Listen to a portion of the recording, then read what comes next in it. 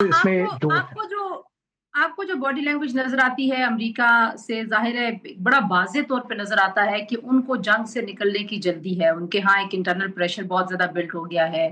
फिर सदर ट्रंप की जो पार्टी है, जाहिर है उन्होंने इलेक्शंस में भी जाना है। फिर सदर ट्रंप ने चाइना का एक दौरा भी करना है।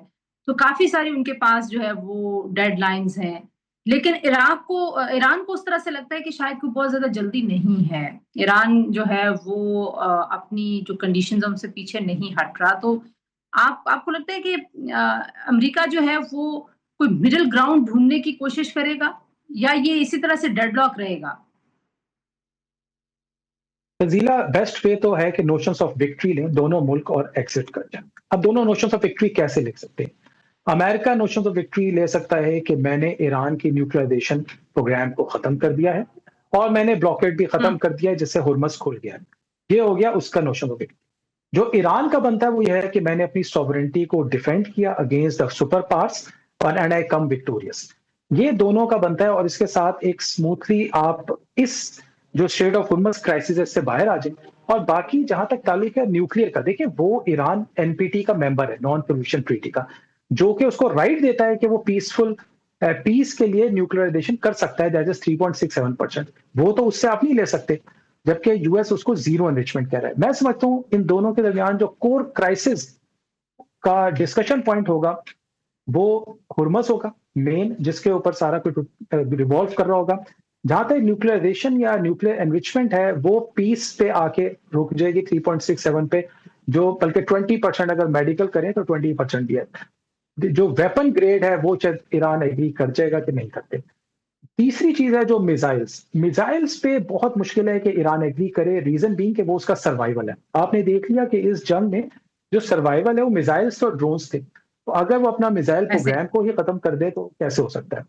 जहां यूएस फोरगो करेगा वो कर सकता है जहां पे एक ईरान की रिक्वायरमेंट है कि आप अपनी मिडिल ईस्ट से अपनी प्रेजेंस को खत्म करें। मे बी के इस पे यूएस कभी नहीं मानेगा, वो इस पे फुट डाउन करेगा और ये मुझे लगता है कि ईरान भी मान जाएगा। इस तरह का एक मिडल ग्राउंड होगा जिसपे आके ये नेगोशिएशंस कल्मिनेट करेंगे। लेकिन इस पे तंजीला मैं आपसे शेयर करूं, एक बहुत अच्छा आर्टिकल है जवाद जरीफ साहब का, जो फॉरेन मिनिस्टर थे ईरान के।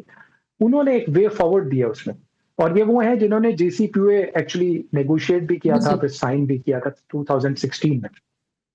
उन्होंने एक बहुत अच्छा वे फॉरवर्ड जो दिया है ना, वो टीएसटी की शक्ल में दिया है। T is for the trust, कि सबसे पहले आप ट्रस्ट बिल्डअप करें दोनों।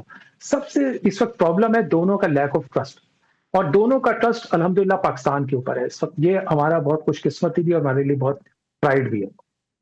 दो दफा आपकी नेगोशिएशंस यूएसए डिस्ट्रप्ट कर चुका है, जेसीपीओए कैंसिल कर चुका है, जो कि एक बहुत बड़ा एग्रीमेंट था। तो सबसे पहले ट्रस्ट बिल्डअप करें। दूसरा है एस, सैंक्शंस को रिमूव करें ईरान की। और तीसरा है टी, ट्रेड, टीएसटी, ट्रेड को स्टार्ट करें। जब ट्रेड स्टार्ट होगा, चाहे वो ऑयल का है या जिसका, जैसे ही सैंक्शंस रिमूव होंगी तो ट्रेड स्टार्ट हो जाएगा। लेकिन अब देखें कि इस वे फॉरवर्ड में इस वक्त स्पॉइलर कौन है? एक तो यूएसए खुद ही स्पॉइलर है। आज जो पीट हेगसेट की अगर हम स्पीच या प्रेस कॉन्फ्रेंस को देखें तो उसमें कोई ऐसी बात नहीं लग रही कि मैं नेगोशिएशंस की तरफ जाना चाहते हैं। वो ऑल प्रेशर को हम्म। बिल्डअप करना चाह रहा है, और एक कैरियर, हम एयरक्राफ्ट कैरियर को वहां ले आएंगे, हम बोट्स को खत्म कर देंगे, हम ब्लॉकेड को खत्म नहीं करेंगे, which is act of war है। उसकी बॉडी लैंग्वेज बिल्कुल डिफरेंट है। लेकिन दूसरा स्पॉइलर है, देखें इजराइल। अगर ये नेगोशिएशंस कामयाब हो जाती हैं, जो कि अल्लाह करे हम सब चाहते हैं, तो इजराइल के तो दो इश्यूज बन जाएंगे। यानी उसके लिए कि दो ऐसी चीजें हैं जो कभी भी उसके लिए एक्सेप्ट नहीं होंगी, जो इसके लिए वॉर लूज कर रहा है। फर्स्ट इज ग्रेटर इजराइल का उसका कॉन्सेप्ट। वो तो चाहता है कि मेरा इन्फ्लुएंस पूरे मिडल ईस्ट में हो, और ईरान बिल्कुल। उसका एक आखिरी दाना रह गया। तो ग्रेटर इजराइल का उसका पूरा जो ख्वाब है वो पूरा नहीं होगा, और कभी के लिए भी पूरा नहीं होगा, खत्म हो जाएगा। दूसरा ये कि इस जंग के बाद ईरान एक बहुत बड़ा विक्टोरियस की तरह से इमर्ज होगा। पिछले दिनों आपने रिपोर्ट पढ़ी होगी कि अगर लेकिन ये लेकिन सैंक्शंस रजा ईरान पे साहब से रिमूव हो आपने जाते हैं। रजा साहब, यूरोपीय यूनियन ने भी ये कहा कि जाहिर है वो सैंक्शंस जो है वो उसको नरम कर देंगे अगर मुआहदा कोई हो जाता। अभी कुछ देर पहले यूरोपीय यूनियन का मैं बयान पढ़ रही थी, वो आधा घंटा पहले। लेकिन ये बताइए कि क्या मिसकैलकुलेशन अबाउट ईरान अभी भी आपको यूएस की पॉलिसी मेकिंग और डिसीजन मेकिंग में नजर आ रही है? क्योंकि जब से उन्होंने पिछले साल जून में हमला किया था तब से मैं लगता है कि वो मिसकैलकुलेट कर रहे हैं ईरान को। जी, ईरान को एक्चुअली उन्होंने मिलिटरीली वे किया बिफोर द अटैक। उन्होंने ये देखा कि मिलिटरीली ईरान कहाँ पर खड़ा है, लेकिन ईरान ने इस जंग को एक और डायरेक्शन में ले गया। मिलिटरीली मैं मानता हूँ there is no match. US एक सुपर पावर है, बहुत अपर एज है उसका, इजराइल उससे, उसका भी एक मिलिट्री बहुत स्ट्रांग है। लेकिन जो ईरान ने प्ले किया ना, वो फिफ्थ जनरेशन वॉरफेयर को प्ले किया, जिसका एक वन ऑफ द एलिमेंट जो है वो इमर्जिंग टेक्नोलॉजीज है, that is drone and missiles. ये उसने इसको बहुत टैक्टफुली प्ले किया। दूसरा उसका एलिमेंट है साइबर, ईरान साइबर में भी बहुत अच्छा है। तीसरा एलिमेंट है साइकोलॉजिकल वॉरफेयर या मीडिया जिसको हम कहते हैं। इस बार आप देखें ईरान ने अपने मीडिया को बहुत इस्तेमाल किया, उन्होंने वीडियोस बना के जारी किए हैं, उन्होंने ट्वीट्स को रखा है। अब्बास अरागची साहब ने पूरी दुनिया को इन्वॉल्व रखा है ट्वीट्स में, वो बिल्कुल आपको आइसोलेटेड नजर नहीं है। उन्होंने टू एज स्वॉर्ड जो है ना वो इस्तेमाल किया। जिस तरह से उन्होंने सदर ट्रम्प को ट्रोल किया, मेरा ख्याल है दैट वो आपको एक सीरियस डिप्लोमेटिक उसमें कभी नजर नहीं आया होगा, the way there embassies have been doing that. जी, और बड़ा मैच्योरली, बड़ा वाइजली।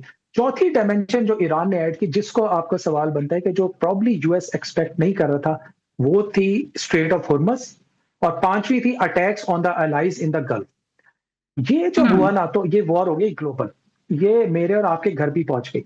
अदरवाइज तो ये गाजा की वॉर रहती है, लिमिटेड ही रहती। जब ये पूरी दुनिया में पहुंची और इसका इंपैक्ट आना शुरू हुआ इसकी हीट का, तो सब लोग फिर आए कि भाई इस वॉर को खत्म करें, खासतौर पे जब ऑयल डिस्ट्रप्शन स्टार्ट हुई। आज आपने देखा होगा वर्ल्ड फूड प्रोग्राम की रिपोर्ट है, इसके खत्म ना करने का या इसके दोबारा होने का जो सबसे ज्यादा प्रेशर है वो जहां भी अमेरिका पे रहा है,